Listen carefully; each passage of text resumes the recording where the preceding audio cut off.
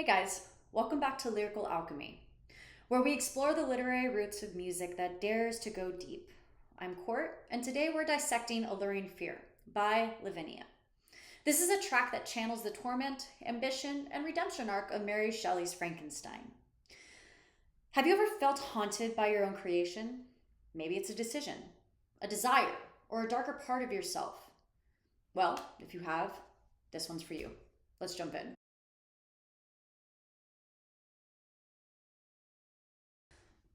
Mary Shelley's Frankenstein is often misunderstood as a simple horror story, but it's really a psychological and philosophical exploration of guilt, ambition, and identity. Our main character, Victor, Frankenstein, creates life only to be horrified by it. His creation, rejected and alone, becomes a mirror of Victor's own fear and his own failure. Now, Alluring Fear captures this duality, the creator and the creation, both trapped in a cycle of longing, rage, and the desperate search for freedom from this. Now let's kind of do a little bit of a background for Frankenstein, shall we? Fun fact, this is my favorite book to teach. I love it. It's gothic horror at its finest, and in fact, it's the first science fiction novel ever written. And Mary Shelley basically pioneered that whole genre. So Mary Shelley was 18 years old when she began writing Frankenstein.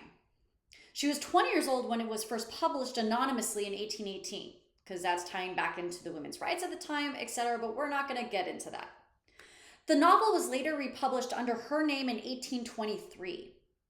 So the cool thing about this is that her youth and the depth of the novel's themes, creation, responsibility, isolation, and ambition, make her achievement all the more remarkable. All right, so what the heck is Frankenstein about? A lot of people just view Frankenstein as the creature from the movie in the 1930s. That's actually not the case. So, and this is something that's a big pet peeve of mine, so nobody do this to me if they ever meet me in person. The creature is the official name of the monster. In fact, in some versions, it's actually Adam. Frankenstein refers to Victor Frankenstein, our protagonist and the main character of the story. In my brain, though, Victor is actually kind of the villain. Whatever you guys believe, it's fine. But I'm giving you guys my interpretation, like I said. But let me give you a quick summary. Victor Frankenstein is a young scientist, and he becomes obsessed with the idea of creating life. And he succeeds in animating a creature made from assembled body parts. And he's horrified by this creation, and so he abandons it, leaving the creature to suffer in isolation and rejection. And the creature grows in his maturity, in his intelligence, and he becomes sensitive. And he seeks companionship. That is the one thing he wants the most, is just someone to care about him. But he is met with only fear and violence. In despair and just fed up with people being mean to him, he turns against his creator, ultimately demanding that Victor make him a companion. And when Victor refuses, the creature vows revenge, leading to the death of Victor's loved ones. And consumed by guilt and vengeance, Victor chases the creature across the world. And pretty much, in the end, Victor dies, the creature is filled with remorse, disappears into the Arctic wilderness, and ends his own life. Lovely story, right? All right, let's talk about how Alluring Fear ties into this. So the song starts off with, "Paralyzed, this selfish longing leads to my demise." This is Victor Frankenstein's paralysis after creating the creature. His ambition, his selfish longing leads to the death of his loved ones and his own ruin. So the next one, a couple lyrics after, says, "Blade in hand, I run so far into this breathless rage." So this is Victor's pursuit to the creature and how it becomes obsessive. He's consumed by vengeance, chasing his creation across continents. And the quote to support this is, "Revenge kept me alive. I dared not die and leave my adversary in being." Now in the chorus, we have kind of this like really cool kind of parallel with the music and the chorus. It's a very operatically sung chorus, and the chorus instrumentals actually kind of give this whole kind of like hype, kind of victory kind of feeling, like you're running down the battlefield with a sword in your hand kind of type victory. And the lyric starts with, "I won't give up my fight till I'm dying. No more alluring fear." This is the turning point where fear becomes fuel. Now, this ties to the creature too, and his refusal to surrender in despair, even though he's hunted. So The second verse starts with demoralized, this cruel seduction's on the rise tonight. So Victor is seduced by the idea of a godlike power, but it's a cruel seduction and it's one that kind of like destroys him. And he says, I had desired it with an ardor that is far exceeded moderation, but now that I had finished, the beauty of the dream vanished. Now we continue on, and the song Alluring Fear kind of ties into this whole idea of how your fear can cripple you, and it's a constant cycle. And how you can overcome that fear and how you can overcome that isolation that you make yourself go through on a daily basis. And I end the song with this very key changey kind of melody. And the lyric is, now comes the morning, bringing me to life. Into the sunrise, I lay my fear to rest. Now, this kind of ties into Frankenstein. It's kind of the moment of catharsis.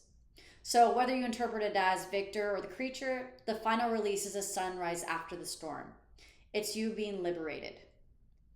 So I think it's a very beautiful way to end that song, where you're obsessive over your fear, over whatever life is throwing at you. And then you're just saying, you know what? The sunrise is here. I am saved. I am safe. I am free. All right.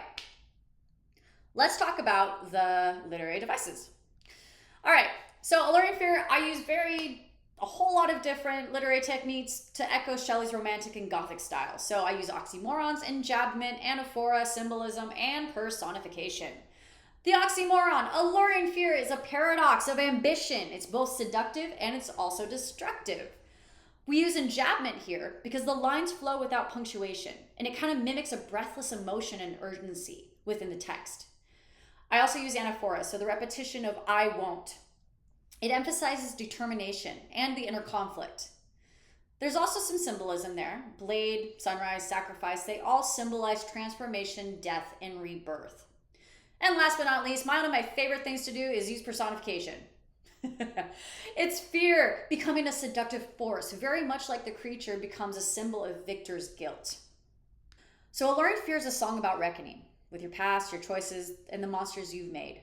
And just like Frankenstein, it asks, what happens when fear becomes your guide? And can redemption be found in the ashes? So I'm going to give you guys a little bit of a kind of behind the scenes talk about Alluring Fear. Alluring Fear was the very first song I ever wrote for Levinia. This was when I was first brought on and asked to join Levinia.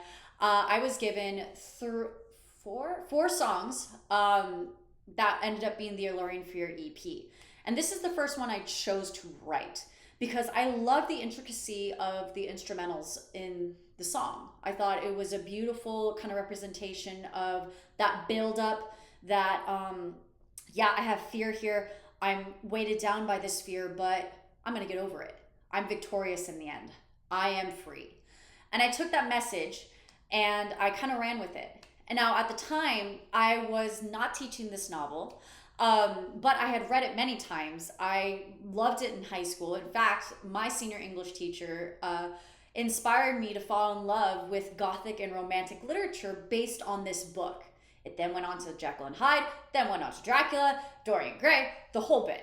And now I love romanticism. It's just my vibe, my jam. And it's obvious, can you tell? And my background, all that fun, cheesy stuff. But Alluring Fear is one of my favorite songs that I ever wrote. It's very powerful. It's empowering as a person who's singing the lyrics. And it's fun to see the crowd really getting into it as well. And I can tell people the real metalheads really kind of start jamming out to Alluring Fear, because this is one of the true symphonic metal songs that we've ever written. We've kind of strayed away from that in the past couple of years, and we may turn around and go back to it. Who knows? I will say this for my viewers who are watching this, little surprises are coming your guys' way very, very, very soon. We are on the cusp of new music, y'all. This is really fun, okay? And I think some of our fans may be a little bit disappointed in the direction we went, but honestly, it's badass in my opinion. But like I said, we may go back to it. I'm in the process of writing new music as we speak. So this kind of reignited my love for the genre and this style of writing and singing. So I kind of want to go back and start doing more of it. So I think I'm going to write more music tonight. That sounds like it. So fun.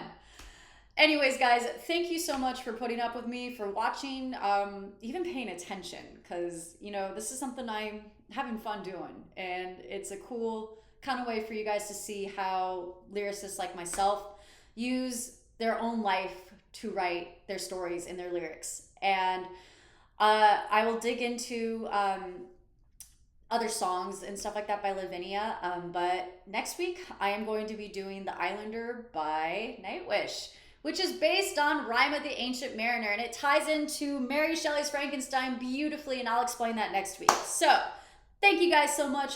Have an awesome, awesome day. Keep rocking.